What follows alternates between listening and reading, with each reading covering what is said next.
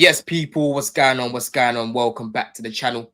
As always, people, make sure that you lot are smash up the likes. Make sure that you're leaving your comments in here below. Let me know what you think about our thoughts as well, people. If you're watching it back on playback, make sure that you're subscribing to all the man there. Make sure you're subscribing to Charlie. Make sure you're subscribing to Alexis. Make sure that you're following Rob on Twitter as well, people. I don't know what's happened to my screen. It seems to have disappeared. Let me try turn it back on. Can you not see me? Yeah, we got you. Yeah, my screen just bro, turned. it's just the background screen what's missing. Yeah. Hold on a second, bro. Hold on a second. I don't know what's happened here. What you man saying anyway? Let me quickly fix this. You man good? Yeah. All good, bro. All good. Yeah. Another semi-final. What's there to be upset about? What's there to be upset about, huh? Boy, there's a lot of tension in the fan base right now amongst a lot of us, man. Actually, I'm Viva back now. Garnacho. Viva 49, as I like to say. You know what I mean? But before we get into it, before we even go through the chat, see who's here, make sure that you lot are checking out Jersey FC Soccer Shop. 20% off Don CFC at checkout, people. You can get all your Chelsea kits on there. You can get a lot of vintage kits on there, people.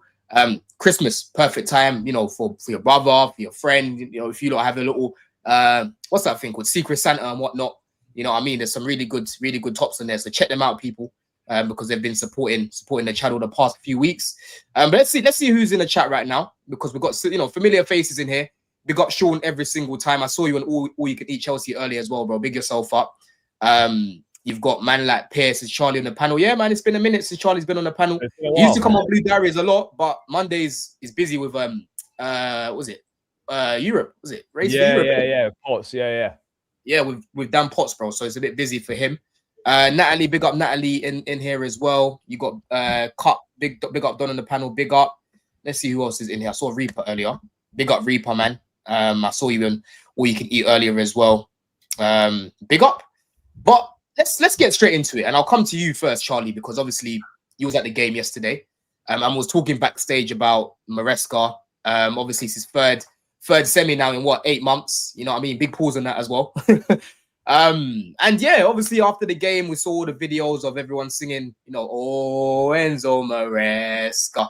You know, I love that song. When I go to the games and we start singing it, I love it, bro, because this is a manager who, for me, we need to be backing going forward, bro. You know, we're now in the next wave of managers, the next era of managers. Forget about the Mourinhos, forget about the Contes and these sort of guys. Maresca is going to be part of that new wave. You know what I mean? If he was to leave Chelsea, bro, he would go on and still get a good job. You know what I'm saying, Charlie? So for you, first of all, you know, how was yesterday, obviously being at the game? How was the journey? How was the atmosphere? How did you feel? It was decent, to be fair. Obviously, like I said, like the first half performance wasn't good at all. I think, but then you can caveat that to sort of be expected. You got 11 changes, which is a bit more than I was expecting, and then you got guys that, whether you agree with of the required quality or not, when you're chucked in after not playing for weeks or some cases months, there's going to be a disjointed performance. But yeah, look, once he made the changes at halftime, once the quality come on in the second half, you know, we did improve. We controlled the game a little bit better. We took the goals well, and yeah, look, ultimately the cup is all about getting through to the next round. So that's the most important thing. The atmosphere was decent. The fans are fully behind the manager, like in a weird sort of way, like his comments after the Everton game have actually won him more fans, because more fans dislike the directors and the hierarchy above than they dislike the manager, or their dislike of the manager is outweighed by their dislike of those above. So he might have played, I don't know if he's played a masterstroke. I don't know if that's part of his thinking or anything, but by saying what he said, he's actually won himself more people over in the fan base, which is kind of weird. But yeah, bro, it was an all right game. It wasn't like, it weren't amazing. You know, there were struggles like there were. Maybe not as bad as we struggled against Lincoln potentially, but yeah, bro, we got the job done at the end of the day, and that's kind of what it's all about. But yeah, I think you can maybe look at a few things going forward in terms of beyond this game, where you're like, there's still a few question marks here and there about certain things, but let's say, man, on the night we got the job done. I wasn't expecting like an amazing performance. It's the cup, it's lower league, it's away, like it's a big game for them. So yeah, mate, I'm happy. You know, we made the semi-finals. That's ultimately what it's all about. I mean, you didn't sound happy yesterday because I saw you tweeting about Buonanotte being the worst sign. Yeah, bro. Do you know what? Yeah, man. It was after, right? Because he was obviously awful in the first half, like a lot of them. And then at the start of the second half, right? He played that terrible pass. Yeah, to Garnacho. Yeah. I was just like, no, this guy, honestly, and so that was probably a little bit overreaction potentially. I still don't think, by the way, he should be in a Chelsea shirt. It was a weird signing at the time. But look, he done better after that misplaced pass. And ultimately, bro, we probably won't see him again until Charlton away in the FA Cup. So it is what it is. Yeah. Before I come to you, Alexis, because obviously me and Rob have spoken quite a bit about the squad. I know what Rob thinks about the squad, but we haven't really spoken about it much on the channel, Charlie. I know your thoughts. Obviously, we go back and forth for the group chats, but you got RC. He says, how can any fan of ours seriously think that Jorgensen, Hato, Tosin, Badiashile, Gittins, Buonanotte, George, and Gio is great squad depth? They are all average to bang average players. What's your take, Charlie, bro? Do you think that we had better squad depth last season with the likes of Vega? And what's your take on the current squad players at the minute, bro? Bro, it's interesting, right? Because compared to last year, we've got more. We have more options, right? There's definitely more options, but I don't necessarily think the options are considerably better than the options we had last year. I'm not saying that the likes of your Nkunku's, Felix's, Jacksons, or whatever are all much better than what we've got, but I don't think they're that much worse. I think we can definitely say that Nicholas Jackson, rightly or wrongly, he's not the answer, right? He wasn't the answer, but he is at this current point in time, in my opinion, at this stage of his career, he's better than Liam Delap at this point in time. Liam Delap could well develop to be better than Jackson, but right now, when we got rid of Jackson and brought Delap in, that was a downgrade in terms of where they are at this point in time. So I think there's worse depth at centre forward. I think the wide players that I do like Jamie Gittins to an extent, right? I think there's an ability there, and I think there's something to work with. However, what we did is we spent 2.5 years developing Madueke, sold him to then bring in someone who's basically Madueke when he was at PSV, maybe a little bit better, but you basically then just started the process again. And you now maybe what you're going to spend another 2 years getting this guy up to some sort of competent level on a consistent basis. So right now, I know Madueke was right and Gittins has come in left, but if you're talking about wide players that left the squad and wide players coming into the squad, for me, a Gittins is not Gittins right now is not better than what Madueke was last season. He's got the potential to get there. Look, Garnacho, I actually don't mind him that much. I'm not going to sit here and say that I was massively for the signing at the time because I wasn't. But I think there's definitely something there to work with. He works. He is half all right going forward. His movement's very good. His end product lacks consistency. Like he took 2 good finishes last night, but his finishing against Everton was woeful. But I can see a little something there to work with. But from my point of view, he didn't need both Garnacho and Gittins. I would have rather had one of them, and then you have someone or a lot more of a proven quality in front of them. So, signing Garnacho and Gittins it was ridiculous. Bro, it was poor. You don't sign both of them. You don't sign both of them. I don't know. I think the squad, like the starting. By the way, I think we can all agree that if everyone's fit and our best 11's out there, that best 11 competes. By the way, the best 11 competes, but the drop off from when guys are missing is just not there. Like as I said, like outside of, if you take Caicedo out of the team last night, that team cost over 100 million quid. That was on the pitch against Cardiff. It wasn't a bad team though, and this is what's annoying me about people because we're doing revisionism now.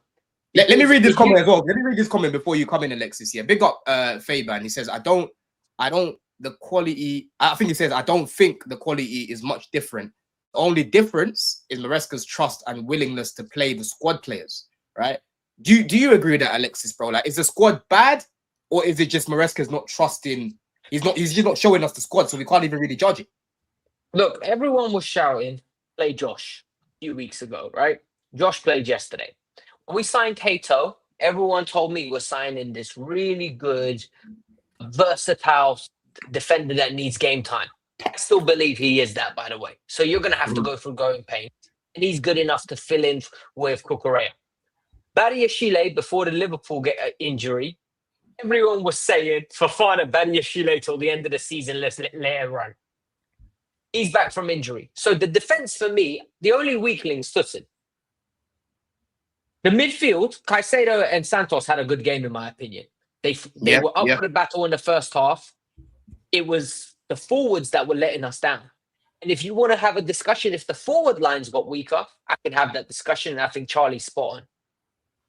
I don't think Hugh's good enough for this level. He's 19 years old. He shouldn't be at Chelsea. Mhm. I think, don't get me started on Gittins. He's making me like Garnacho, and that's a worrying sign. Yeah. Honestly, I was sitting there and I was talking in my group chat, and I asked the question, is Mudryk better than Gittins? And when I have to ask questions like that, the bar is on the floor. And then Stella didn't play, so Tyreek George is a young player. I'm sorry, but Mudryk is better than all these left wingers that we've signed. Bro. Do you know what I was saying, right? I was having this conversation yesterday, right? Is Garnacho and Gittins, right? Is that considerably better than Sancho and Mudryk from last season? Yes. No. Yes. Dude, Sancho I think- wasn't that bad. Come on. Listen, Sancho's a fool for not signing, bro. Sancho is a fool for not signing. Sancho's an idiot. We would have had Garnacho and Sancho, and no one would have been complaining this year on those left wing up. That's two different profiles. There. You got a guy that can run in behind. Yeah, you got a guy that can someone run in that can behind. retain the ball and shows for the ball. One thing about Sancho is he never hides from the ball. Gittins goes 20 minutes, when he's literally playing hide and seek behind the fullback and the midfielder. And I can't have that. Bro, Gittins didn't register a single successful dribble on the pitch yesterday. Every time he got the ball, he just got dispossessed. And you're right, bro. He was hiding from it a bit as well.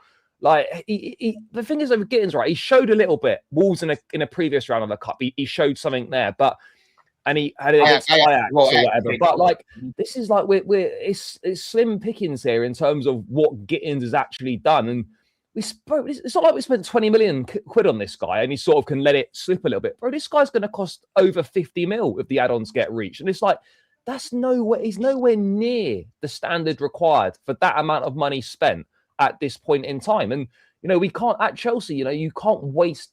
You can't allow players. You can't just say, right, bro, you're going to go in and we're going to start you 6-7 games in a row. Doesn't matter how you play. Doesn't matter what you do. Like you can get away with at a lesser club where there's less pressure. You can give these guys 6-7 starts, and I'm going to play you every week. So it don't matter what. It doesn't matter as much. Or there's not as much pressure. Like with Gittins, I'm not going to write players off literally like less than 6 months after they've arrived, but it's alarming that we've not really seen anything particularly good from him at all, outside of a performance against the worst, which could arguably be the worst team in Premier League history come the end of the season, potentially. I've written him off. I'll come to Rob. Written him off, clip it. And the reason I've written him off is because with that personality, right? He doesn't. With Garnacho, the one thing I'll say, right, and the reason why I think the man will most probably be successful in some night, he doesn't get in it with. He has irrational confidence. He misses the chance, he'll go again. He misses the chance, he shows for the ball. He'll have the worst game, he's showing for the ball. With Gittins, he's going into his shell. He's there to be a Chels bag carrier. I've seen more good things for him doing the club with YouTube clips and TikTok clips where he's a Chels friend than I've actually seen compilations of him. It's not right, man. Like £60 million, I want more. I'm sorry. Like you don't get patience for 60 million. How about you, Rob? Bro? What's your take on Gittins, bro? Because listen, personally for me, I feel like a lot of people are writing him off quite early. I think initially what I saw from this guy, bro, that's why I love guy in games, Charlie, because there's certain things I was seeing from him where I'm like, yo, you aren't doing the things that we've brought you to be doing in terms of being direct, the one-on-ones, running past people and that. If people go back to the video I did after this show about Gittins when we signed him, bro, I showed all the metrics, what he was doing in Bundesliga. I think he was number 1 for completed take on, successful dribbles, progressive carries and all that stuff. But to take a man on, you need to be confident, right? And like Charlie has said, and Alexis has said as well, he's up and down because some days he's in his shell, some days he looks like he's up for it. Then other days, I'll be real, Rob, I don't see the team giving him the ball much, right? Yesterday, he got the ball quite a bit and he should have done more with it, right? But there's bare games where I'm like, yo, there's been about 10-15 minutes where the ball hasn't even gone to his side. Yeah. I remember against Leeds, we were there, Charlie, against Leeds. That first half, bro, he barely even got on the ball. And then when he did get on the ball in the second half, he created a chance and we scored from it. He got an assist. Yeah. So I think it's a combination of things right now. And for me, I think he's going to be a good player long term. At the minute, he hasn't blown anyone away as of yet. And obviously, people have their reservations about him, right? But what's your take on Gittins right now, bro? Is he a bad player for you, bro? Is he just, what, is he not good enough to be here? Like, what is your take on this guy, bro? No, I think this is exactly what I anticipated in the summer, right? I think in the summer, coming into this season, I told people by December, Garnacho will be solidified as our starting left winger. Just because I knew Gittins was going to struggle in his first season. That's why we've seen a bunch of Bundesliga players. Wirtz struggle to acclimate, so far. We've seen Xavi Simons struggle to acclimate so far in the Premier League. It was always going to take him time. And also, there's something to be said that when Gittins starts on the left and it's Trev playing left center back, he doesn't get the ball very much, right? But yesterday you saw when it's Badiashile just does that turn and he fizzles the ball to him. So he was getting the ball a lot of times. So there is that balance. Sometimes when he's cooking, the ball is not getting to him very much. And yesterday, unfortunately, he wasn't up to him. But Badiashile kept on feeding the ball. First touch, was feeding him the ball. And I think he needs to get better chemistry with players around him. And it's Maresca's system, which took Neto until April to actually look good in, right? And Neto was one of the best wingers in the Prem. And, he's coming from a different league and he's younger. So it's going to take him time. I'm not going to write him off. I think he's a talented winger. And I think we are not going, you are never going to see Gittins cook. It was going to be more surprising for me if he cooked in his first half of the season than if he did. This is exactly what I expected from a winger coming in from the Bundesliga. As you've seen, every player coming from the Bundesliga has struggled, right? To fit in the Premier League, the physicality of the Premier League and whatnot. And so for now, Gittins has had moments, right? A little moment here, a little, nice cross here to Neto. It was, a good moment against Wolves here and there. He's had moments, and that's what I think. Moments thus far. Yeah, Garnacho, as Alex said, Garnacho's different. Garnacho, like it or not, he will go. He will you're not gonna go 5 minutes without seeing Garnacho. Like, get in the times, he will go and hide. And if a winger is close to him, he will just stand there. Garnacho will be like, no. I'm gonna move. I need the ball. Yeah. I'm gonna make runs. I'm gonna do. You're gonna see me, good, bad, or indifferent. You are going to see me consistently all throughout the game. Gittins is really different. Gittins is, the manager want me to be touchline, so I just be touchline. I wait for the ball. If somebody passes it to me, good. If I'm not, I'm just gonna be here doing what the manager says. Garnacho say, forget that. I don't get the ball. I'm going to change my position, make runs inside so that, Sanchez can see me, Enzo Fernandez can see me, Rhys James can see me. But that's Garnacho. That's what I like about Garnacho. People say it's delusional confidence. I like that confidence. He might not be the most technical player, but he will say, I don't care if I've missed 1,000 chances. The 1,001 chance, I'm going to keep on going. He backs himself. I'm going to back myself. He's Bruno Fernandes. He's Bruno Fernandes on the left wing.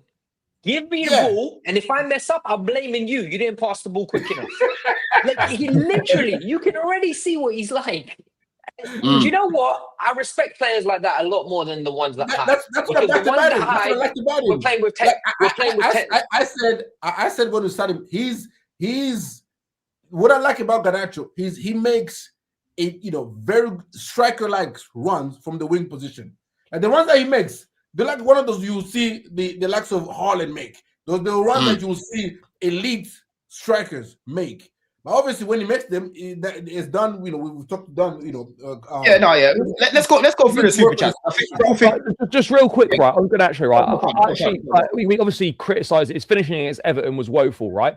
But at least he's getting in. But one thing you can say, at least he's getting in the positions to miss the chances. He's there. He's in the right place. He's being picked out. He's making the right runs or whatever. Yeah, okay, the end product is not there on a consistent basis, but I'd much rather have a player who is getting in the right positions to miss the chances than a player who isn't getting in the positions to even miss the chance in the first place. That's a fair take. That's a fair take. And listen, we've got nearly 200 people here. We're on 52 likes, people. So make sure that you lot are smashing the likes. Make sure that you're subscribing to Alexis, subscribing to Charlie. Again, following Rob on Twitter. Rob, we need to get you on YouTube, man. We need to get you on YouTube real soon, bro. You know, you're building yourself a little platform there. I'm sure the people will tune in.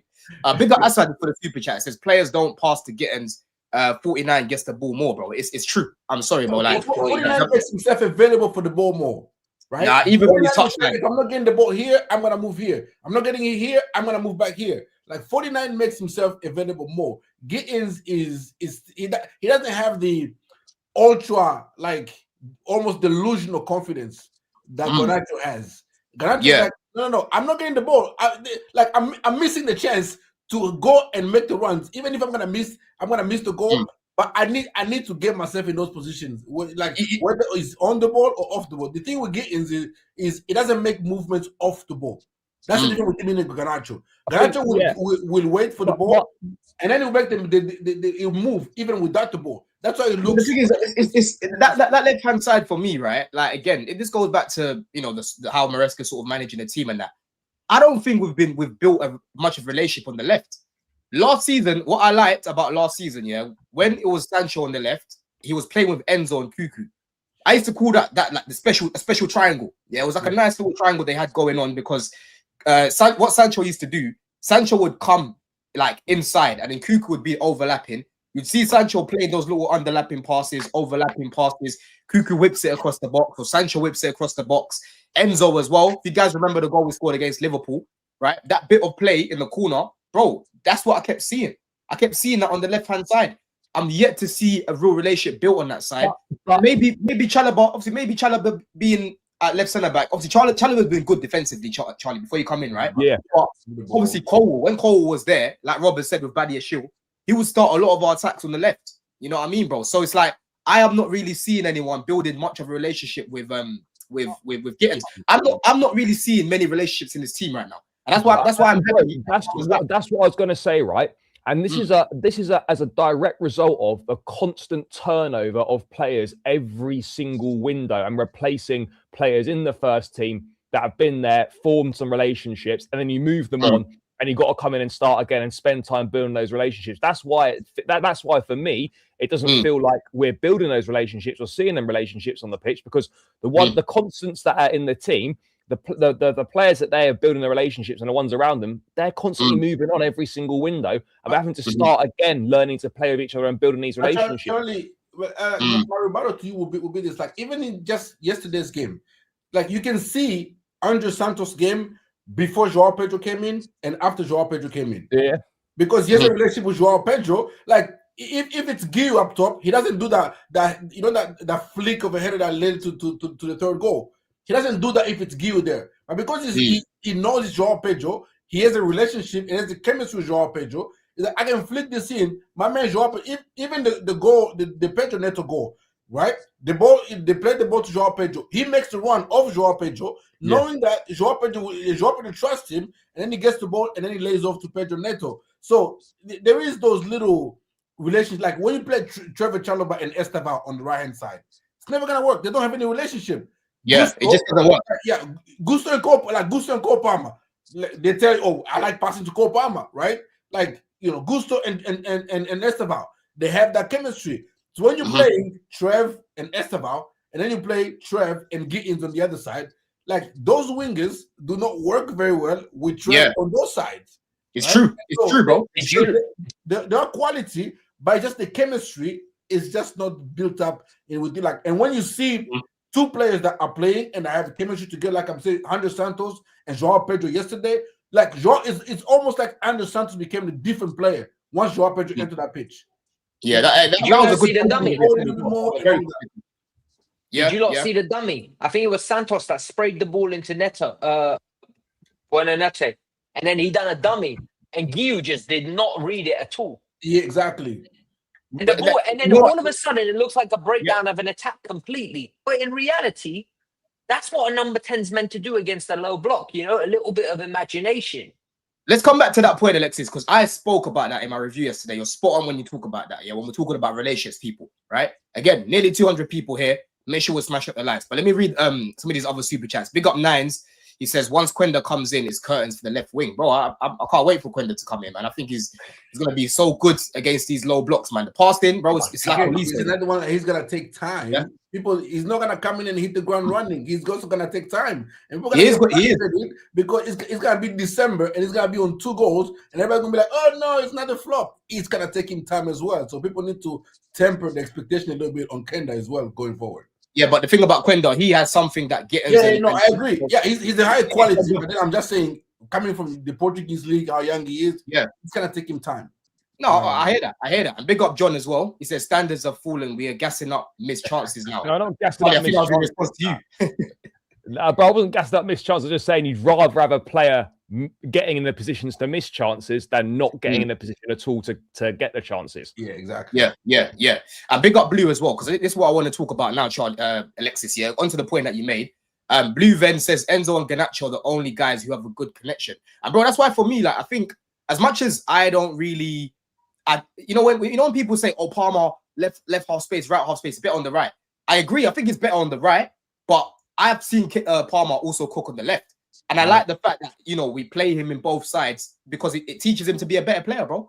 But long term, going forward, I think Enzo actually plays better on the left, and he's right. Like Enzo and Garnacho have a good relationship, bro. It must be some Argentinian connection. They play really well together, and I think Garnacho will benefit with Enzo playing there because the runs that he makes in behind. You know what I'm saying, bro? He makes those good runs in behind, and Enzo will just find him. But Alexis, one thing that I said yesterday about the team, because obviously a lot of people complaining about the squad in the first half. This is why Maresca doesn't use them because they're not good enough. At the end of the day, in isolation, I can't defend some of their performances that I saw in the first half. Right? I thought Gittins was poor in the first half. I thought Tyreek was the only one really up in the attack that was trying to make something happen. Gio as well, like he had a good chance from Caicedo, good shot on goal. But he wasn't really, he was just average at best. There wasn't really nothing really going on with him. And then Buonanotte was slipping on the ball. He was, fighting with the ref. He was, physically getting manhandled and whatnot, right? But again, it goes back to the connection. Like what you've just said. I remember that moment where the ball came and then he left it for Gio. Gio was not seeing what's going on. And straight after that, Alexis, I don't know if you remember, there was a moment where we were building from the back. I think it was Tosin running on the ball. And Buonanotte tried to run in behind, but then Tosin tried to go shoot. So I'm like, clearly these men don't understand each other's game, which again goes back to the point about we're not seeing these guys. So for me, I said to Charlie yesterday, bro, like as much as they weren't great, some of the players that came in, I also can't ignore the facts, Alexis, that we're not, they're not really match fit because they don't really play. Like Hato, the last time Hato played was in fucking Baku, yeah? The last time we saw Buonanotte and that was against Wolves, right? And on top of that, like, you're not going to build chemistry just from training. You need to play together in real life match situations. What's your take on that, bro? Is it a quality thing, or is it more just? Do you think that Maresca will if he plays them more? Do you think that they'll perform better? Is the point that I'm getting at? I think they'll perform better. I don't think they'll ever be of the level that you want them to be. I just don't think George is good enough for Chelsea. I don't think Buonanotte is good enough for Chelsea. He needs a lot of development. And the worst thing is strikers come into their own or 25, 26. He's got 6 years of development before, in my opinion, we can judge what level of play. He needs to go and play. He's physically not good enough. And the intensity, you can see he's focusing on battling the centre half. The ball comes into him. It's bouncing away. There's no runs in behind. He's rattled. It's the same with Buonanotte. Like, on the ball, when he's got better players around, then you can see his class coming out. There was just too many changes, but we went through, so it worked. So all of a sudden, like Enzo Fernandez gets a full rest, James gets a full rest. So we're not complaining, but it could have went wrong, man. It really, it's too many changes. I feel sorry for players that come in when there's 11 changes because it's a lose-lose situation. That's what I'm saying, Charlie. Like, when Maresca, big up Mash for this, he says they need to feel like they're a part of the team. Maresca just doesn't give confidence to his players by isolating the two teams. And there's another comment I started from you as well. That's it says, not true. Maresca doesn't trust and give his players confidence. He has an A and B team and doesn't rate the B team. KDH would be a great backup for Palmer and Enzo, especially Enzo's out of form. And let's not forget, people, Dewsbury Hall wasn't even trusted either. And this was a guy that that Maresca was loving at Leicester, bro. He got player of the season at Leicester, bro. Right, and he came to Chelsea and he was barely even getting used really until the second half and in Conference League. So Charlie, which one is it for you, bro? Like, is Maresca killing these guys by just throwing them all in? Yeah, go do your thing. Yeah. What's your take on his management of these players? It's a bit of both, right? Because I think it's clear that, like, I think for me personally, I think the 11 changes last night, obviously more than we all expected. I think that was him maybe trying to send a bit of a message to the directors, being like, look, this is what you've given me. I'm going to use it all. And this is the level of what it is. I'm not saying that's true. We don't know if that's true or not. But that many changes kind of struck me as maybe that was his way of saying something to those above him about the level of the squad and what he thinks of it. Bro, I do agree with you, bro, in terms of it's hard to judge when these players don't play that often. But at the same time, right, if we're sitting here in 2025 and you've got the likes of Buonanotte, Mark Guiu, Gittins, Tariq George and stuff playing for Chelsea, that's not good enough. We have to be honest, it's not good enough. Yeah, okay, they might get better, but let's be real, right?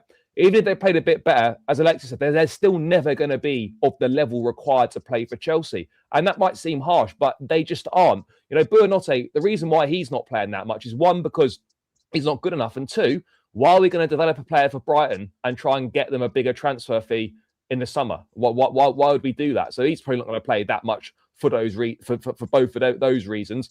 Hato's an interesting one. I do like him. Look, you can talk. I mean, look, I'm not going to do any Renato Vega revisionism. He wanted to be a centre back. Ironically, he probably might have played a lot of centre back this season potentially. But is Hato at this stage in time? Is this current version of Hato was he better than last season's version of Renato Vega? I don't know. I'm just putting that out there. So I think, look, these players are probably better than what they're showing in the limited minutes they're getting. But I think the ultimate thing is, for me, is that they're just not good enough to play for Chelsea and contribute and rely on in big moments and in big games, which is why they're not playing. And you don't think Hato's been good, though? I think he's been mixed. I think It's been mixed, man. He's been mixed. He's had one bad game. He's had Baku. one, and in Baku, 45 minutes. Second half was good. And then since then, we haven't seen him. Prior to that, he's been really good. And this is the problem. The minute these lot have 45 minutes, they go into the naughty step with Maresca. We don't see him for 3 weeks. Yeah, 100%, bro. Let me read this out as well, and I'll come to you, Rob. It says, big up to Matthew for the donation. Said, if Lavia, Levi, Liam, Steve-O were fit, our depth is different. It makes a good point. It makes a good point, Rob, man, because when we've got, I'm telling you, but one thing about Maresca, I even said this last season, when the team's fit, bro, you even see multiple changes at half time, because he's looking at the bench. He's like, yeah, I trust these, man. These guys are quality. Like, let me change things around. Last season, one of the main things we bigged him up about, Rob, was the in-game management, how proactive he was, and if you see something's not working, you know, he would change it. What's your take on that, bro? Because I know you obviously think the squad is good enough, but you feel like Maresca's not really using it correctly. Yeah, for me, it's, you know, you've seen a few players now that let's just go back last season, right? When everybody was here, everybody was talking about KDH exactly the same way they're talking about Buonanotte right here, right now, right? And now you see KDH like, oh, now this could have been a decent backup for Enzo Fernandez in the Prem, because he's doing it. Now you see, oh, Renato Vega is a centre back. Oh, no, not good enough. And all of a sudden you see him, you know, almost top of La Liga. You know, his defense is one of the best in La Liga. He's Portuguese international. Like, oh, you know, actually, if you had given him a chance here and there. And for me, this season, Maresca has been, I think he's trying to search the same thing he had last season, an A and a B team. An A team when it's against Liverpool, against Barcelona, against Arsenal, we have an A team. And when we're playing Leeds, we're playing Cardiff, we're playing, you know, Charleston, then we have a B team. Similarly, and last season it was the same thing. We were like, we'll integrate Nkunku and Joao Felix in the game a little bit more, right? Integrate these players, but he was doing the A and B team. And so you find yourself where there's no chemistry, right? When you do an A and a B team, right? Then when you only play the B team once every 6 weeks, there's never gonna be chemistry in the team. right? Agreed. When you go and when you have to make the changes and you're playing okay, if I can see that Gittins works best with a left-footed left center back, why Maresca don't see that? So why are you gonna play with Trev there and expect him to have a good game? If I can see that Esteval does not have a good relationship with Trev as his right back, if I can see it on my couch, why is Maresca just forcing that substitution in there when you have Gusto and Rhys James on the bench at the same time and they're all fit? And that's my point. When he makes changes, he's just like, okay, here's the 6, 7, 11 changes, and just like everybody go out there and freestyle. Right? Yeah, it's like take it, innit? It's like, take it. You're born, have fun, and you have enough quality to win the game, right? You know what it feels like, when you're playing the big team, when you're playing Barcelona, we're playing Arsenal, then you bring the A team, and you actually see the partnership and the link-up play and all of this. Oh, it's all fine and dandy. But my point is, my grab from Maresca has been, when you rotate, like, you can rotate Hato, but Hato doesn't come. It doesn't only have to come in when everybody else around him is changed. Play Hato in one game next to Trev and Fofana, Caicedo and Enzo, and Garnacho in front of him. Let him play with the better players. He will look better, right? Play Buonanotte in the 10 next, with Enzo, Caicedo, Esteval, Garnacho, João Pedro in front of him. I promise you, he will look better. Play this, rotate, with these players in and around the other players that are good, and they will also look good. You cannot just come and rotate them next to, Hato next to Tosin, next to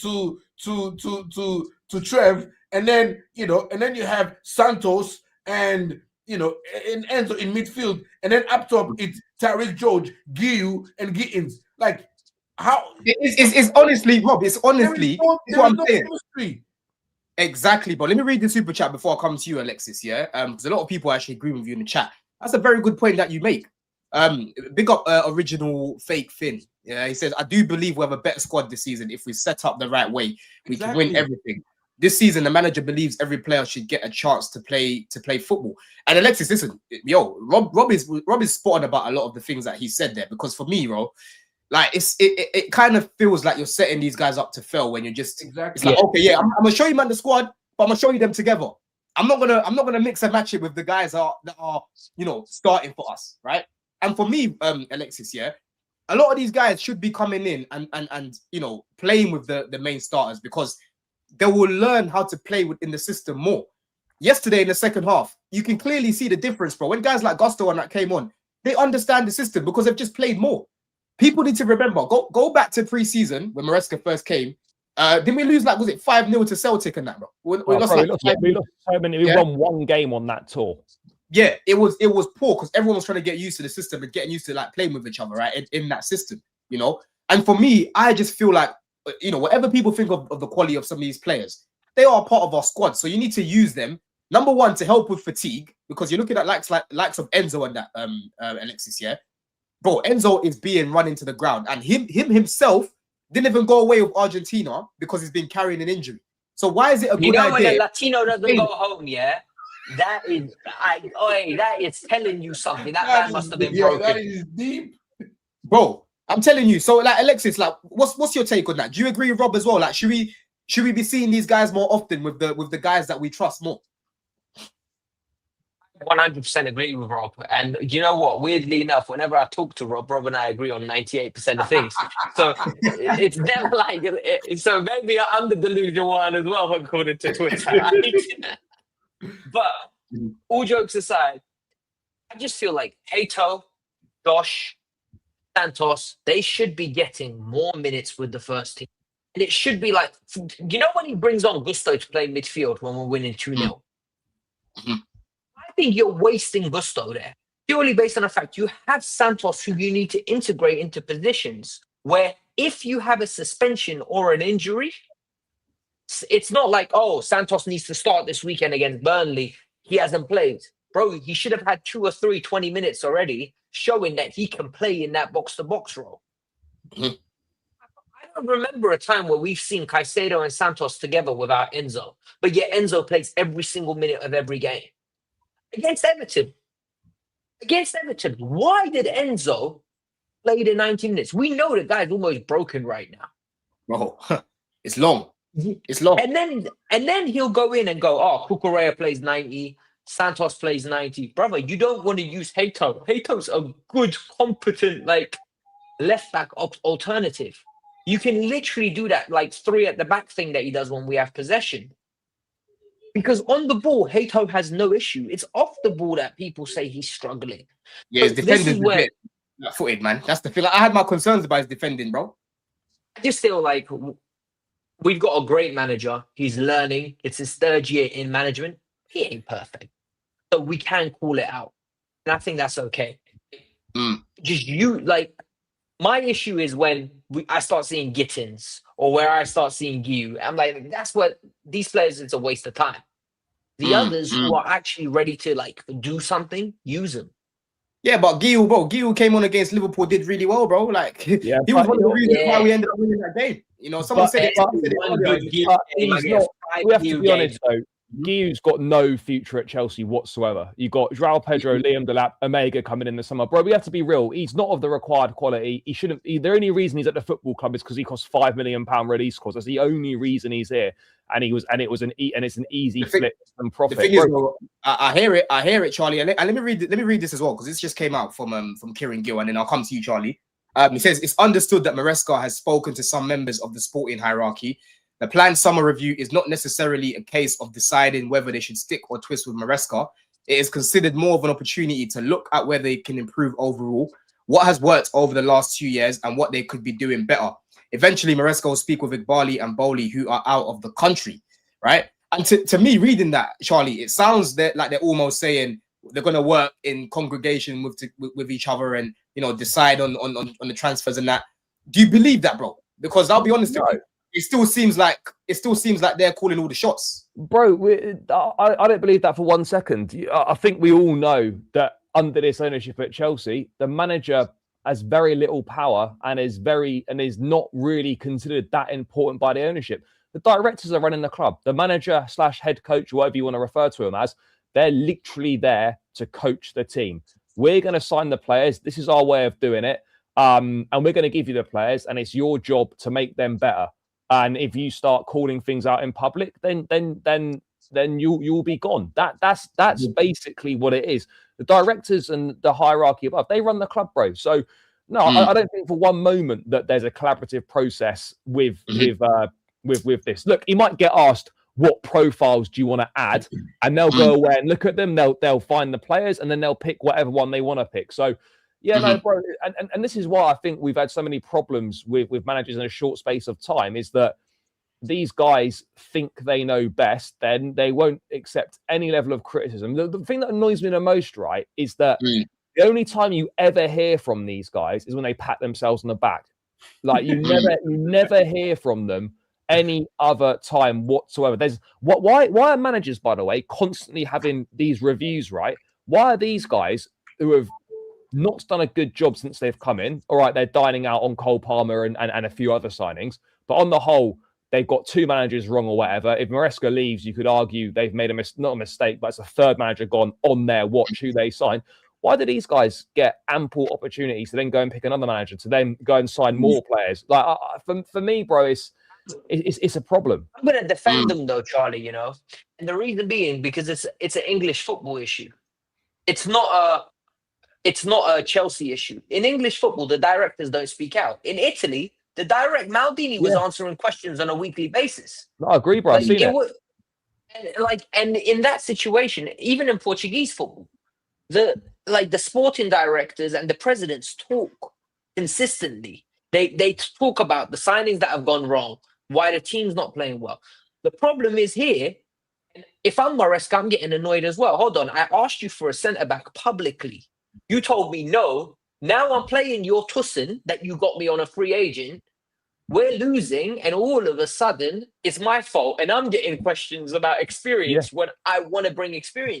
But you're right though, bro. Because if, like, for example, right, not signing a centre back that irritated all of us, probably not getting more depth or better quality in attack annoyed us, right? If the directors come out at the end of each window, they do a press conference or they do an interview and they explain, look, we didn't do X, Y, Z for these reasons. At least then even if you don't agree with it, at least then you've got a proper understanding of why that didn't happen, and there's a transparency there, and there's a line of communication. Right now, they just do what they want. There's no accountability. There's no explanation for anything, and it causes things. It causes issues. This is my problem though, right? Who has made all of this public, right? The centre back issue. Yeah. Maresca made it public. This person is Maresca that's making these things public. So I don't get why you want a sporting director to come and answer publicly to a public spat that the manager just made. I don't know for whatever reason, right?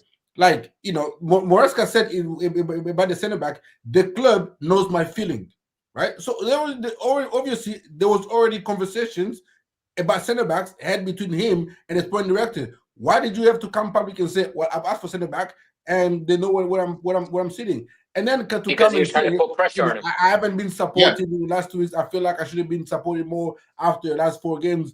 Like, who is making the public, you know, who is making these all come up publicly? Right? Yeah, it is I agree. And for me, the collaboration between, like, even I'll give you an example. Last summer, right, we got Joao Pedro, right? Joao Pedro in an I think Pies aggregated it at the time, said, as soon as I arrived in the US, Maresca told me, I want you to be my number 9. Right?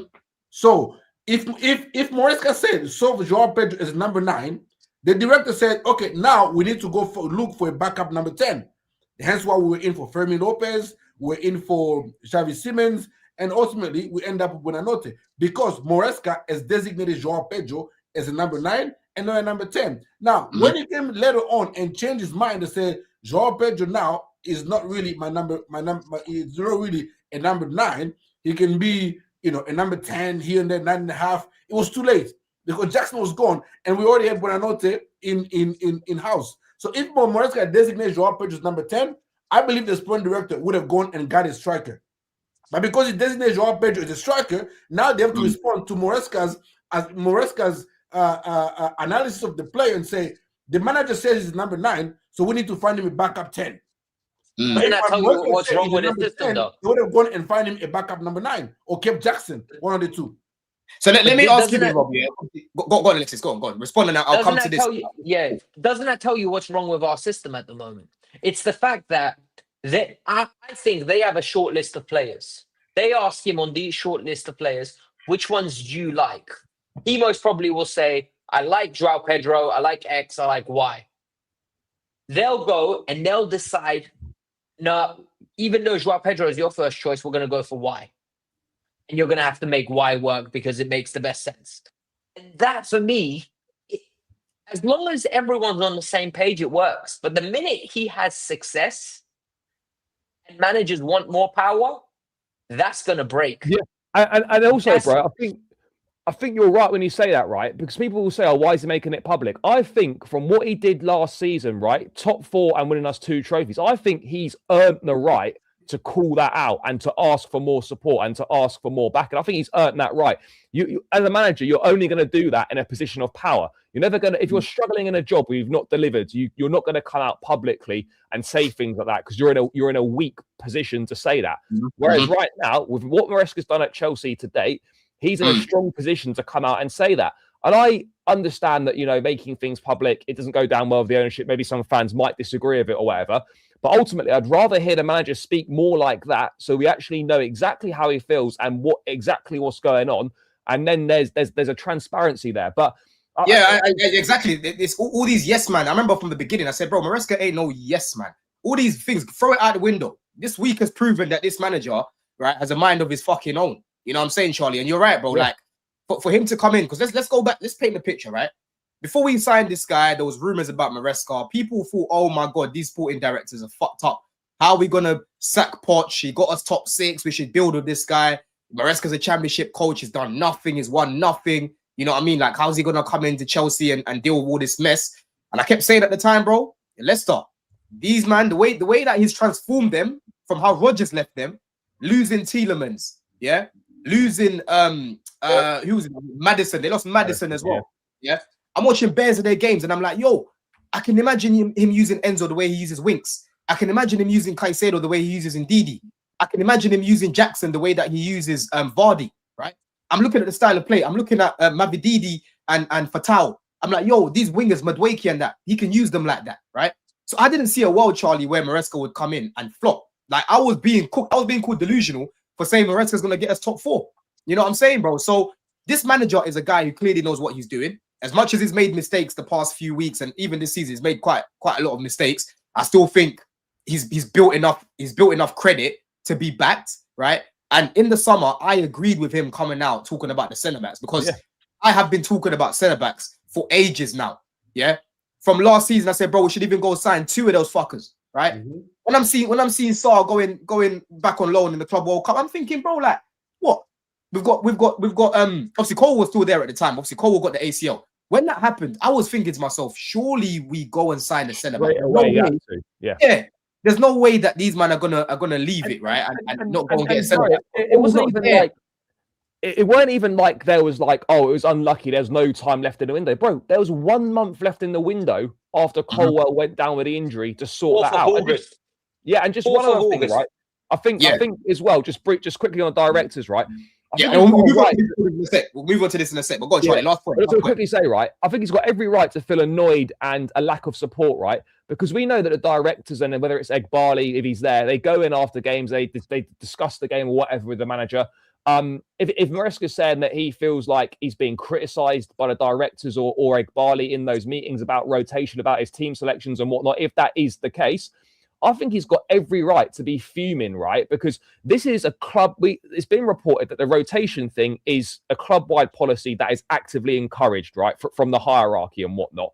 If he's then making those changes, and you've got directors coming in who respectfully don't really know anywhere near as much about football or anything compared to the manager, are coming in and criticising him for his decisions and what he's doing in games, I think you've got every right to be fuming with that, Charlie, and to call it out. I disagree with you. Before you said that publicly, most of us fans was having grab with Maresca saying, "No, your substitution, your rotation has not been good enough." Right? Yeah. We fans were saying that, right? So if we fans were saying that, the people that have invested billions of dollars have every right to come out and say, "Hey, brother, this rotation piece here, you ain't doing it properly."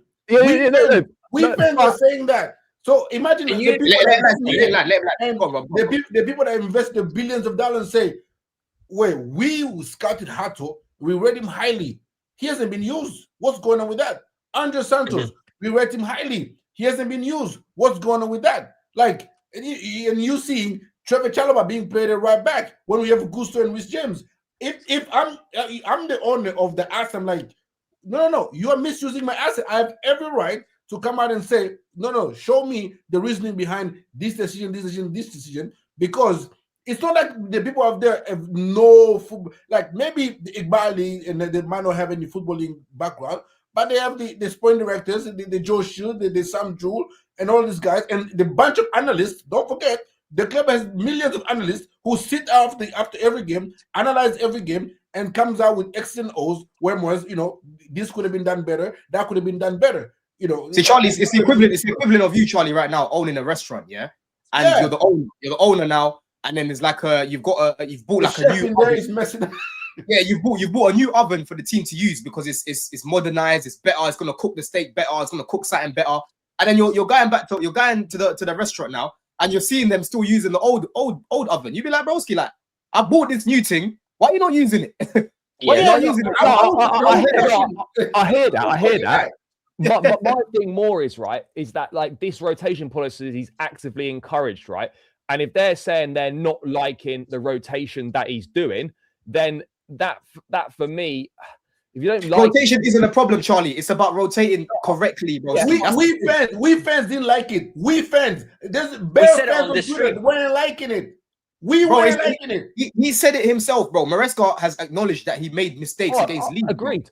You know what I mean? He acknowledged it, bro, because we were there, Charlie, saying, "Yo, why the fuck is I'm with you right back on that, bro." My thing would be is if you want to back this rotation policy and it's you want to, bro, it all comes down to you should have given him better options. No. I'll tell you what, right?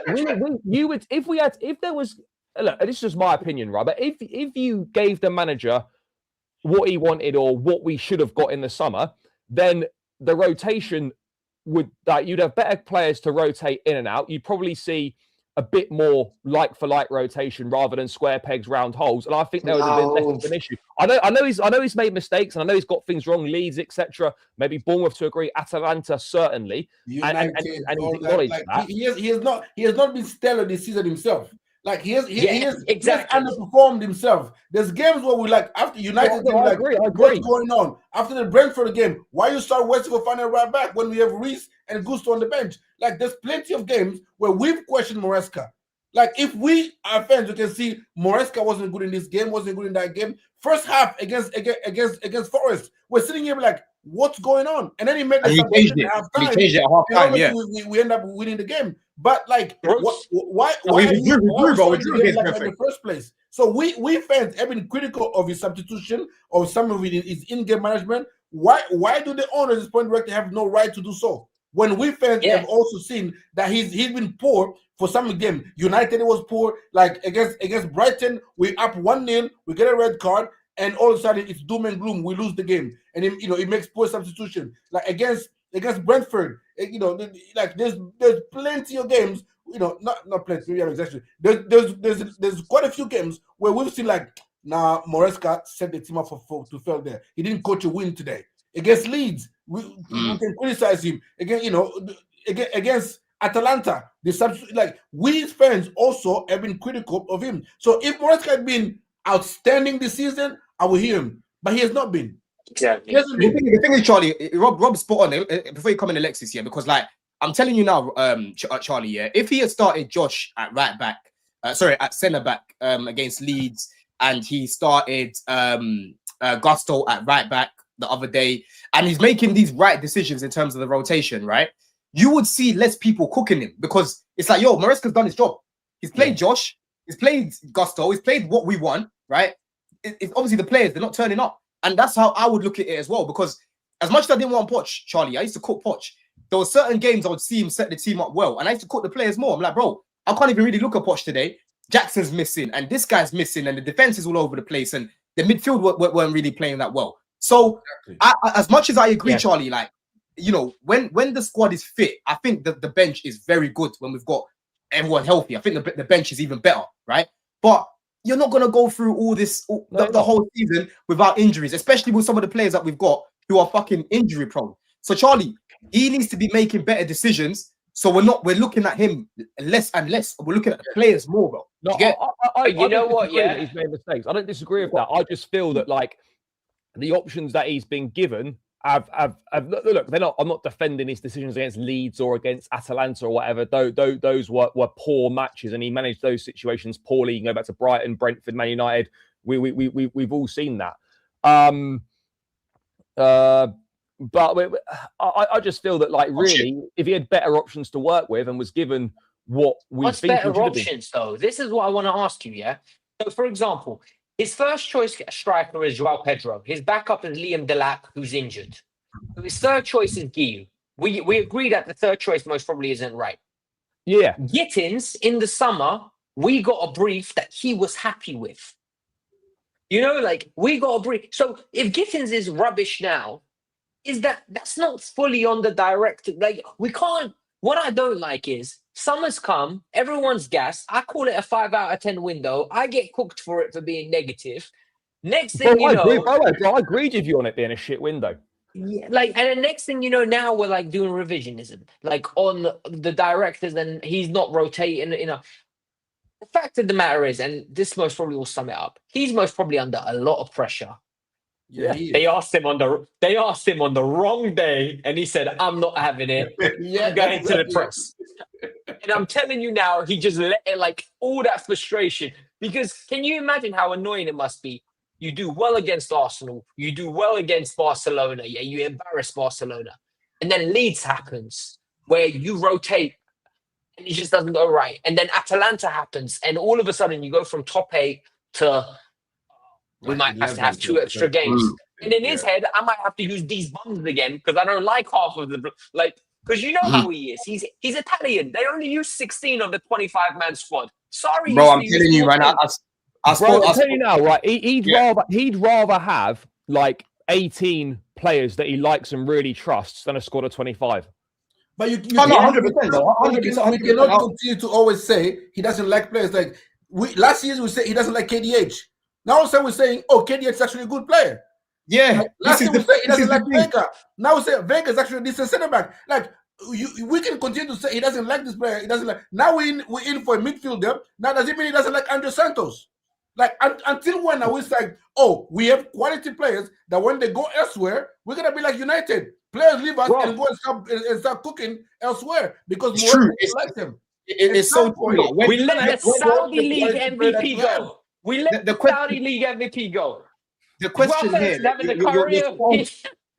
you're spot on, Rob. Yeah, because the question here is when is Maresca held accountable? When is he held accountable? Because I'm telling you now, if he was playing these guys more often and we were seeing them and they were meaty, yeah, no one would say anything. For example, Jorgensen came into the team and failed to convince anyone. He was making Sanchez look like fucking prime Buffon, bro. Yeah, when he came in and flapping everywhere and dropping the ball last minute against Aston Villa and that. Guy, when people see that, like, you know what? Yeah, I don't want to be seeing that shit again. Leave him in it. Leave him out there. People stop fighting and asking for it, right? But you're not even letting us really judge the team. So when people are saying that, oh, it's shit, bro, I'm like, that's your opinion on them, but you're not even seeing them to really overly judge. You know, so I hear Rob's point, bro. It's true, man. And let me read this out here as well. Breaking news: Chelsea are identifying the midfield as a key area to address and researching potential targets ahead of the summer. Charlie, what's your take on that, man? Because in the summer, I kept saying, bro, yeah. People like to say, oh, Don always says I kept saying, bro, because it's true, right? When we got rid of Felix, I said, broski, go bring Kudus, go bring Rodgers, yeah, or go bring Xavi Simons. We need a fucking ball carrier in the team. We need someone that can actually just carry the ball like the way Felix used to and help against these low blocks, right? What's your take on this, bro? Do you think we need another midfielder?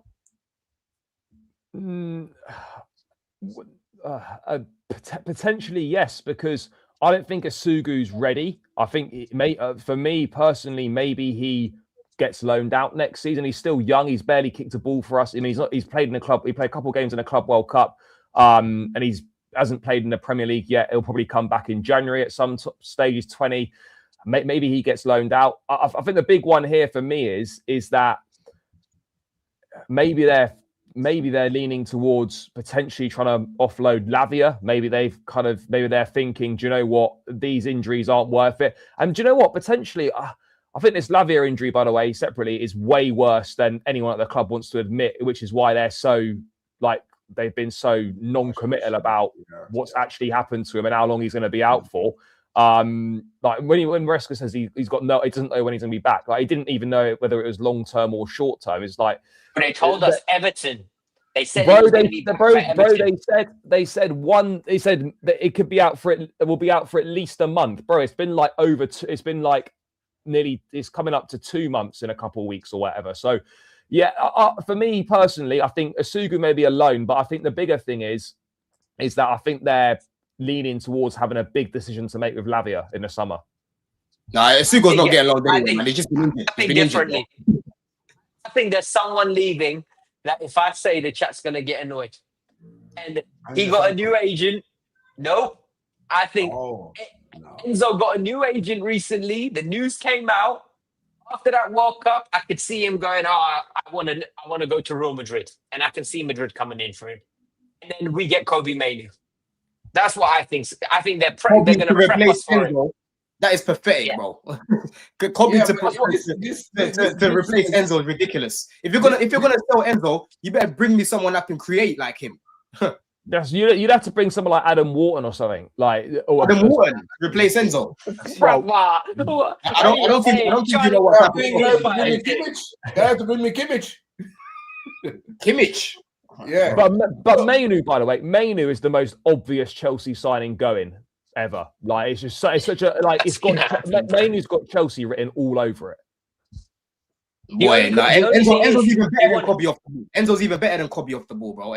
He's better than that. Good off the ball, man. This myth that Enzo's not good off the ball. The only time Enzo struggles off the ball is when it's a stretch game and he has to sprint. Because he can't sprint. I'm only been running to the ground as well. Like right now, he's looking like a cone. I'm telling you, Charlie, bro. Listen, You see, when you're looking at Enzo right now, yeah, you know when Enzo's physically fit, bro. He doesn't look the way he's moving. Like even when Gittins played him the ball the other day, right, and then he got it and he messed it up. I'm looking at how he's moving. It's like he's being wary of his knee. Like he doesn't look physically fit. You know what I'm saying? He just doesn't look fit to me. And that's why I want him taken out a little bit, which is going to be hard because we've got Newcastle coming up, Villa coming up, Bournemouth as well, right? But he needs to be being benched a little bit as well, like coming, getting taken off, not playing the 90 minutes because he just doesn't look fit, man. He doesn't look fit. I'll be honest. Fit, but I also think there's probably we could argue whether there's like an actual proper replacement in the squad for him or not. But clearly the manager doesn't think there is.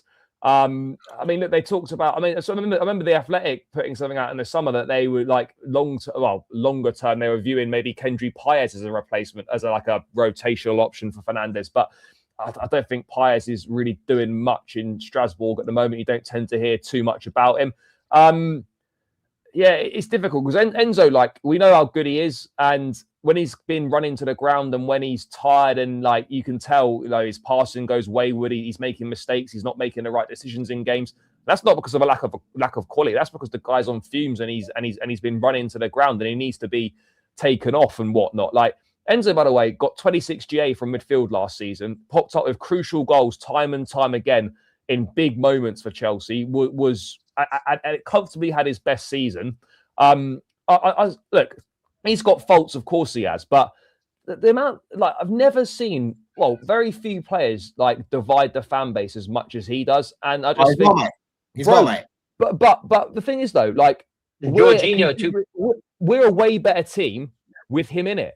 That's just the reality. Whether people will like it or not, whether they don't like the player, they can have whatever agendas they want. Chelsea are a much better team when Enzo Fernandez plays in it, and he plays in all the big games because he is of the level required to do so. It's not hard to understand. 100%, bro. Yeah, and Wyra says Santos is good enough to start the Newcastle game. Stop the glazing, Enzo. Bro, listen, Santos, Caicedo pivot with Palmer ahead of them, and Enzo coming off the bench. I don't mind that at all. Like I rate Santos. I have had stocks in Santos for years now. You know what I'm saying? And John says if it's not a hernia, he's tired. If he's not tired, he don't look fit. Don't always make an excuse for this guy, bro.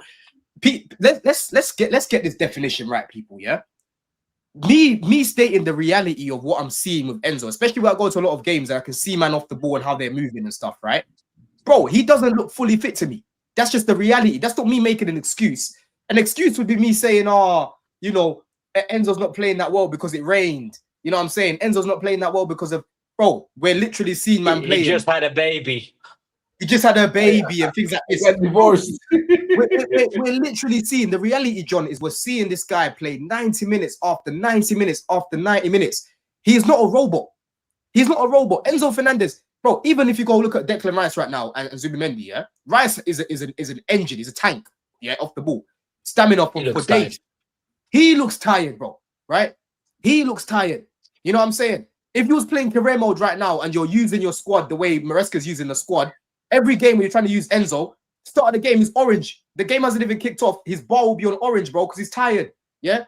So it's not an excuse. I'm just looking at the player and I'm like, I know what a fit Enzo looks like. And right now, he does not look fit. You know what I'm saying? When does Enzo, by the way, when does he ever put out of international duty? Never, bro. Never, bro. Never. And Maresca himself has told us, him, João Pedro, Caicedo have been playing with an injury. And Enzo himself literally, there was a game he missed for us as well, Charlie, innit? He missed Forest away. He didn't play. Enzo's usually there, bro. He didn't play.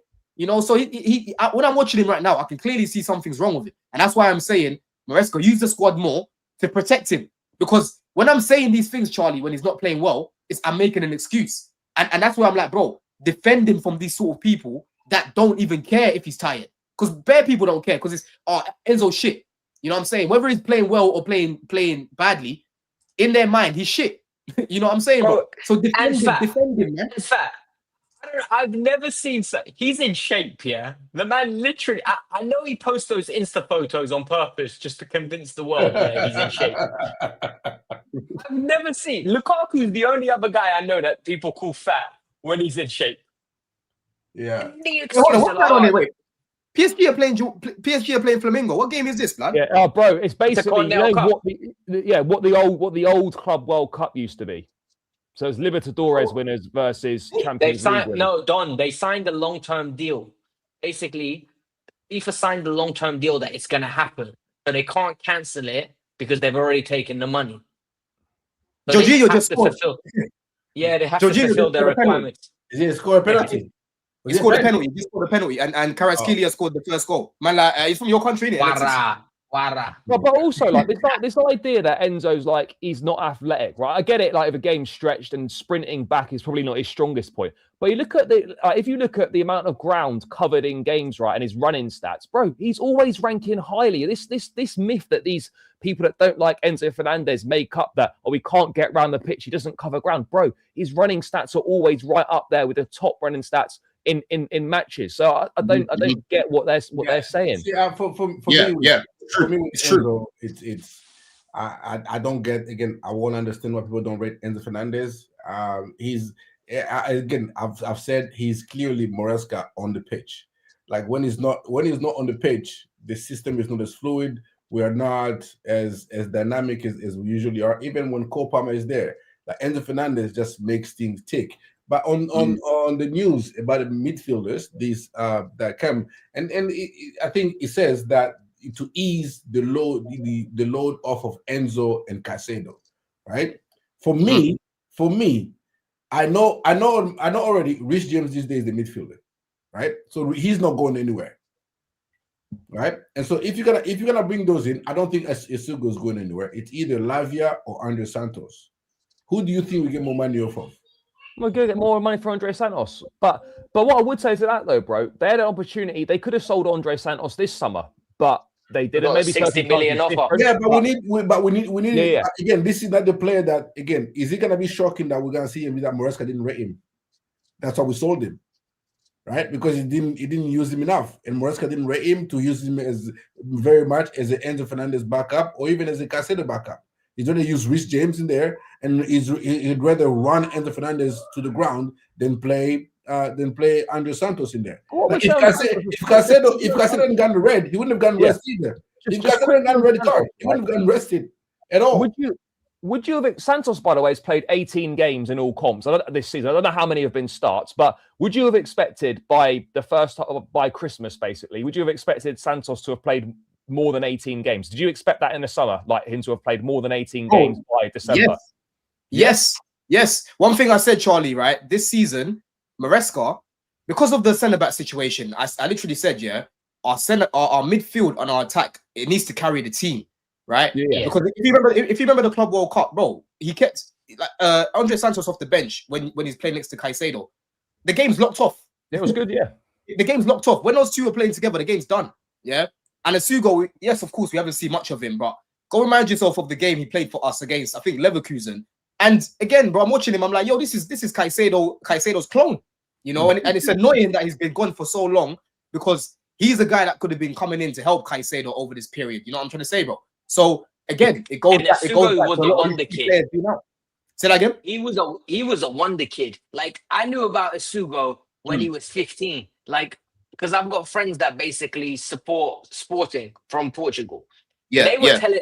I knew there's a tweet that goes way back where I put out, "This kid is a wonder kid because he's a freak." Like people are gonna look like him and Caicedo in midfield is gonna be nuts, bro. It's gonna be mad. It's gonna be mad, bro. And again, that's another person that we've seen. Charlie's saying he needs a loan, bro. He's not gonna get loaned. Sugo is. He is here for Caicedo. He's Caicedo's backup. My expectation. A lot of sporting fans have been bigging him up, bro. You know, and I've watched a lot of his games as well. I like what I saw, man. My expectation coming into the season, I didn't expect Caicedo and Enzo to be playing so many games at the beginning of the season. I thought it was gonna be Isugo. I thought it was gonna be Andre Santos. I thought it was gonna be Lavia. Whenever it was fit, and Enzo Fernandez and Caicedo were gonna be eased into the season, but unfortunately, Maresca is just hey, men are playing 90 minutes every game. I don't care if you had preseason, no preseason, because I'm not starting Like I thought these guys were not gonna have seen a pitch until maybe after the first international break, or even longer than that. They were gonna be the bench options. Like, oh, we're struggling a little bit. Get in, Caicedo here, a little run here and there, but they're gonna be rested, and it's gonna be Andre and the Isugu and the Lavia. They're gonna carry the load in midfield, but it hasn't been the case. But again, right now, then it looks like it's kind of too late to trust them, because now every game is higher pressure to be like, if Maresca had been doing this and playing Isugo and Santos and Lavia at the beginning of the season, all of us would have understood. Caicedo and Enzo just played until the Club World Cup final, didn't have any rest, and they need rest. Even if we lost against Palace and Brentford and all that, we would have understood. Right? But I think we would have seen that more, right? Lavia started the season injured. He's barely been available, so that's one big player missing. That is the problem, And then Isugu has been injured since start of September, pretty much. So, if those two had actually been available for the majority of this first half of the season, I think you would have seen more of what we're talking about. But particularly Lavia missing. Lavia missing is because even when he's played this season, Lavia has been really good. And every time he plays, he's someone that has been out for a while. He comes back and he's straight on that level. Come on against Liverpool was very, very good after a layoff or whatever. This guy is top quality, and him missing has meant that I think the likes of Enzo and that are playing more football than perhaps Maresca wants them to play, and perhaps he should have been playing. The Lavia one is the one that I think's hurting us the most in the midfield. 100%, bro. And listen, we've got over 250 people here, not even 150 likes, man. So make sure that you lot are smash up the likes. But Alexis, let me come to you just to finish up, because obviously we've got St. James's Park this weekend, broski, and it's a place that we don't like. It's a place that guys get scared. Let's talk about this guy here. Yeah? Do you want to read your tweet to the people? Read your tweet to the people, because we need him to save us. We need him to save us, bro. Hey, listen, I want to see 16 celebrations when he scores at St. James's Park in one. Need him. Oi, we are so due a victory at that place. I don't like Newcastle. I'll tell you that openly, right? I can't stand their fan base, the way they exaggerate how good their club is. I can't stand the way the media loves them. And nothing will bring more joy to me by 3 o'clock on a Saturday than 3 points, with Neto doing 16 celebrations after he scored 1 goal. And the best part is he runs around and starts waving everyone across. Like, everyone come over. I'm telling you, we need a victory. He's been outstanding this year on a productive standpoint. I've still got a few criticisms of get your head up, delivery, stop being a headless chicken at times. But from a production standpoint, 1 in 3, just goal scoring. He's putting good deliveries in. Honestly, he's been very good, man. Yeah, right. And you look, he's got 6 goals. He scored 6 goals, 3 assists. He came on yesterday, and right now, bro, listen, no one would have put money on Neto being our highest goal scorer already in December. We're nearly in the new year now, and he's our top goal scorer, Charlie. And for me, that's the main thing that this guy needs to improve, right? In terms of his of goals, because he's got, bro, the ball striking's there. Yeah, the ball striking's there, so you can be scoring more goals, bro. Yeah, but that's always been the thing. Like with Neto is all I've wanted from him is more output, more productivity in the final third. And he started. He was very good at the Club World Cup, and he's carried that form into this season, and he's very productive now. He's producing assists, and his composure and his finishing in front of goal has seemingly gone up a level as well. So we now need the Garnachos, the Estevals, and well, Gittins, if possible, to step up and produce. I'm not saying produce the same numbers, great if they can, or better, whatever, but they need to be producing a similar level of output. They need to be getting on a similar level of output to what Neto's doing. We need other wide players to step up and start contributing as well. But look, Neto's been outstanding. He's been very, very good. Yeah, he's been good, man. I can't lie to you, yeah. I just sent Don a little, the stats breakdown. Our wingers, from a weird standpoint, doing a very good job. It's our 9s that are not pulling the weight. Our 9s have got 4 goals in the league. In all comps, I think we've got 5 from our 9s. if you look at the numbers, All right, let me bring it up. Yeah, let me share this. Let me share this because I was gonna share this as well. I saw you tweet this. I like these little tweets that you do about the GNA and that. Yeah, I just think it brings context. It Yeah. brings context in terms of minutes played. How often do they contribute? And like you can see, Neto's the first choice winger. The others have played like 800 minutes, and they're all roughly contributing the same GNA. It's all comps, yeah? All comps. All comps. Yeah. Esteval's got 5. Nacho's got 4. Gittins has got 1, but then Gittins has 5 assists. You see what I'm saying? It's not And that's like- what I'm saying. Even though Gittins has levels to go, he's still contributing, bro. Like he's doing more than a lot of other wingers, bro. You know, he's still 5 assists, yeah, is better than nothing. You know what I'm saying? It's not like he takes corners and free kicks. So like He doesn't do inflate that either. those Yeah, these are open play. Yeah. These are all open play, bro. You know what I'm saying? So yeah, man. From a let's statistical standpoint, wingers are fine. No, Stats bro, stand listen, for the wingers right now, yeah, they're you know they can improve, but again, they are contributing more than certain man, bro. You know, I mean, I look at Savio and Bob, right? Garnacho now, I think Garnacho officially now has more GNA than both of them. Bro, You know what I'm saying? Bro? How many GAs Doku on? Because apparently Doku's been having this sensational season. Doki, how much GNA has he got this season? He's not fit right now as well. Yeah, he's injured at the moment. Yeah. Let me check, bro. I think the last goal he scored was against. Actually, he scored a goal against Fulham, but before that, was Liverpool, wasn't it? Was He Liverpool. got Exactly. 3 goals and 6 assists all comps. Yeah. So he's got 1 goal in the Prem, 1 goal in the Champions League, and 1 goal in the Carabao Cup. So he's got 3 goals all season, and you know people be saying he's been sensational, but hey, Garnacho got 4. He's been poor. Boy, and overall, I think Garnacho's worst game for us was at the weekend. I thought Everton, he was shocking, but overall, I think it's been decent. I actually think he's been all right. Yeah, he's been. Yeah. I thought against again. Maybe it's, for me the missed chances he will improve on. That one you can coach. The amount of times he got in behind the runs that he made, those are far more impressive to me. I'm not gonna say they're more impressive than the finishing, but those to me are harder to teach. How to make a run and how to time a run, you know, exceptionally well. Like this brother is not like he's not an offside type winger. Like you're gonna catch him offside very often. He times his run perfectly fine, and he always on the move. Yeah, but that's where game against Everton. I hear that from a finishing standpoint, but for me, he was busy all night, and I'll take that.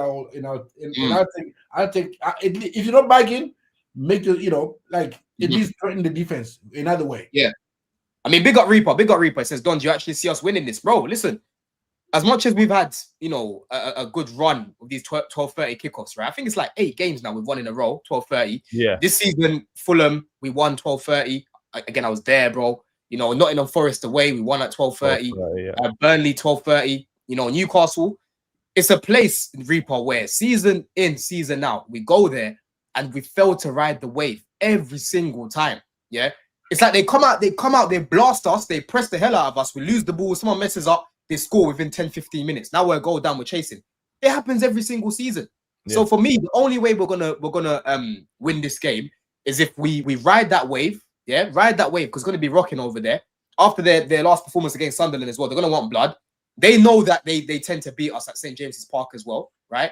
So we need to make sure that we take this thing out. Charlie, you're probably gonna be at the game. So you're gonna be up in the gods. So you need to be shouting with bring binoculars, right? Yeah. What's that thing called? What they use in Paris and that in France? Those things where you can shout. Megaphone. Bring a megaphone with you, Charlie. Hide it in your jacket. Hide it in your hat. Bring a megaphone and shout loud because they're gonna need to hear you in there, right?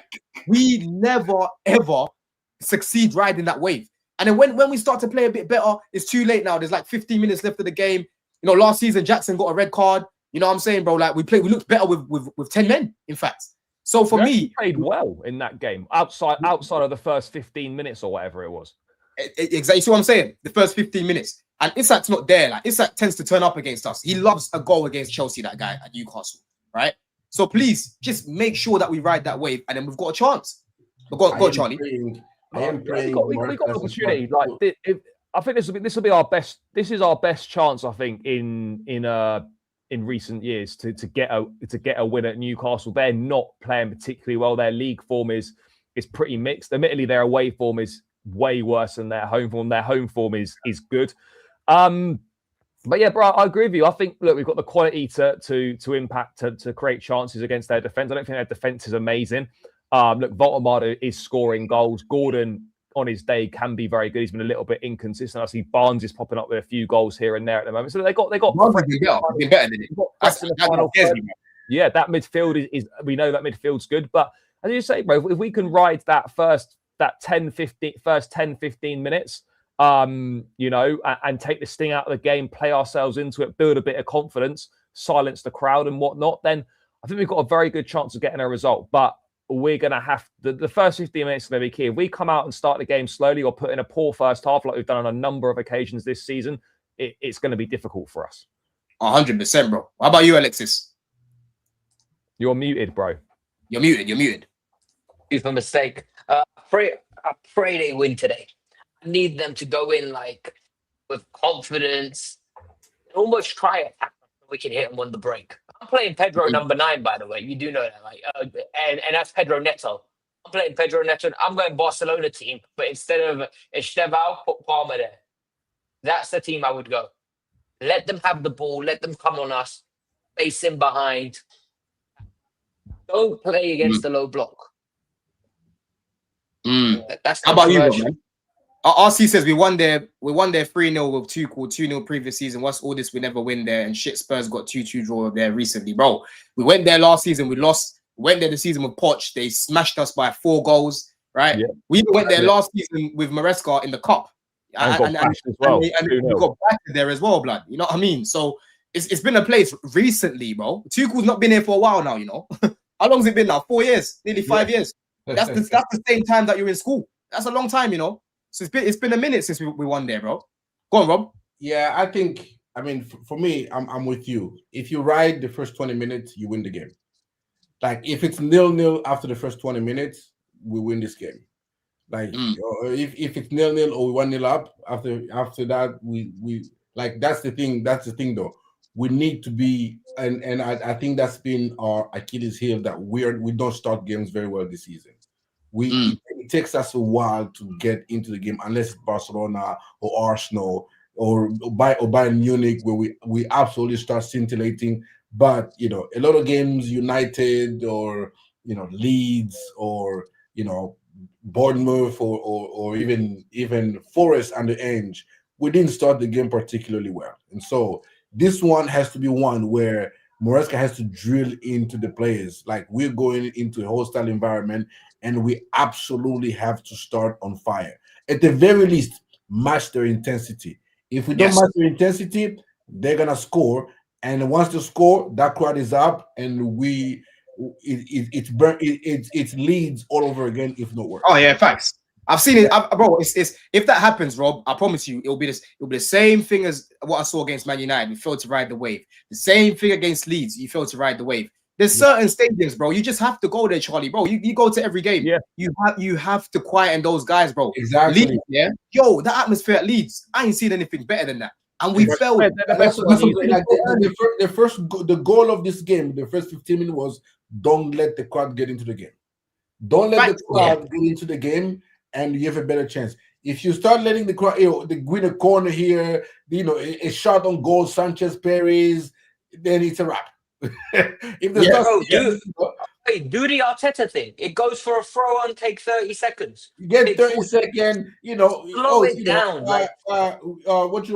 Enzo Fernandez, get onto the ground, take 2 minutes before you get up. Things like that. Like, it annoy them to where the crowd is actually out of the game. And it's not like, if you start letting them cook and they start taking shots, start winning corners, forcing saves from Sanchez, then it's gonna be long, because that's exactly what Leeds did. Win a corner, take a shot, and press and all that stuff, and all of a sudden, we're struggling. Big up RC says, I'm aware, obviously, we've lost their last few seasons, but our fans going about this fixture like it's impossible to win there when it ain't. Yeah, no, we will. Of course it's not. I think we're a better team than Newcastle, but bro, football at times isn't just about the quality, it's the intangibles. And the intangible here is that they're always up for it at St. James's Park, bro. You know what I mean? Like We're always last getting season, slapped. bro. Last season, I'm looking at it here. Tonali scored in the 2nd minute. He scored in the 2nd minute of the game, and then Bruno Guimaraes scored very late in the 90th minute. Yeah. We had 55% possession in that game, and we had 10 men most of the game. Jackson got sent off in the first half, right? So we can beat them. We can beat these guys, but I'm just saying that these players, they are very unpredictable when it comes to riding waves. They don't know how to. It's the experience, maybe. I don't know what it is, but it's a mental block. And I'm telling you, these Newcastle players, they know that we've got a block because they do it to us now for the past 3-4 seasons. It happens every time. So now it's time to change the narrative, you know. But tomorrow I should be doing a proper preview with a Newcastle fan. I'd shouted Pete, but Pete's going to be busy at work and stuff. So I'm going to see if I can try to find someone else, people, because, you know, I normally do the previews on Friday. So we'll try to do that. But boys, it's been a solid show. Alexis, let the people know where they can find you, bro. I'm on the Golf Guys View. I give you 15-minute videos about the latest news. Go there, grab your popcorn, watch the news, then go to the live streams where Don and Robert are beefing each other. So I love it. It's not so much me and Rob, bro. It's Rob and Ad. It's Robert and Jimmy. Yeah, everybody beefing me these days. Yeah. Everyone's trying to beef me as well these days, bro. But Charlie, let them know where they can find you, bro. Yeah, bro. Just Blue Brother CFC as it is on the screen. All the usual stuff. You can find me there. Mm. Big up, bro, man. And how about you, Rob? Now I'm on Twitter giving objective opinions as always, and non-controversial takes. So yeah, let's enjoy the conversation, and big up, man. Big up the men. Them support each and every one of these brothers. They're giving quality content, and subscribe to each and every one of them. Like the video, share, and all that stuff, man. Yeah, solid show. Enjoyed myself, and yeah, fufu on Friday. Yeah, I'm having fufu every Friday. It's fufu day, bro. All day. You know what? I'm gonna shout Specs. I forgot about Specs because I ain't been on Never a Foul in ages, but I'll shout Specs if he's about. Big up Don. He says Biologic Don, Sterling and Disasi are part of our squad. They should also be used then. If Maresca plays, he's gonna lose. Come on now, man. You're being shameless now. You're being so shameless now. Like Sterling and Disasi are just so far from it. Like, it's just, we saw those guys for time. Sterling had so many opportunities. Finished. Yeah, bro, that's terrible. Yeah, man just went to Arsenal, finished. He said, "Oh, you're going to see the best of me here." Finished. Yeah, bro. Do you see this? Actually, get spun in that 21s game. Allow it, man. The man is not trying to get injured before January. this Rob guy, when I was in Paris, me and this guy were going back and forth international break. He's saying, yes, Axel, you know who he is. He was talking about, Axel, thank you for being so professional. You're back into the fold. I saw Alexis talking about it as well. I'm like, you man are drunk. This guy's only here for numbers. Bro. He's not gonna be back in the squad. He's only there for training because it's international break, bro. we had a bad case of Tosinizes or whatever we're gonna call it. Boy, you know what I mean, bro. Let me read another super chat here. There's another one here from Winter Surfer. Big up Andrew. It says Gittins and Garnacho, 2 cheeks of the same stinky ass. Well, listen, Andrew absolutely cooked Garnacho against Everton, but yesterday, when did we do the? Actually, yeah, he wasn't on today, so Rob couldn't really crash it on it. And then Assad says, I live in the state. Coaches don't talk about sporting. We weren't talking about MLS. They don't. The coaches don't talk about sporting directors or GM. They just talk about the players and the stat and the game plans and all that. Let GMs do GMs. You go and coach and win games. That's 100%, man. Yeah, but listen, people, make sure that you lot go and put a little Don raid. Let's think of something actually for this Mandem talk, because these lot are probably doing therapy right now. What can we say for these United boys right now? Doing a little Viva Garnacho in the chat after his 2 goals. You know what? We might as well. People. Let's be shameless. Let's be shameless. Kobe Menu to Chelsea. Here we go. Yeah. Or that, I remember the main one's better. Yeah. Man to Chelsea. Here we go. Say Kobe to Chelsea. Here we go. Actually, that one will burn them. That was gonna really annoy them. Garnacho, they hate it. People, go to Saeed right now. Mandem talks and put Kobe to Chelsea. Here we go. We will be there. I'm about to go get ready for the games now, people. We can relax. Arsenal got to think about their game next week and that against Palace and that. We can relax, people. But Newcastle, We must. In a bit, man. Big up. Love.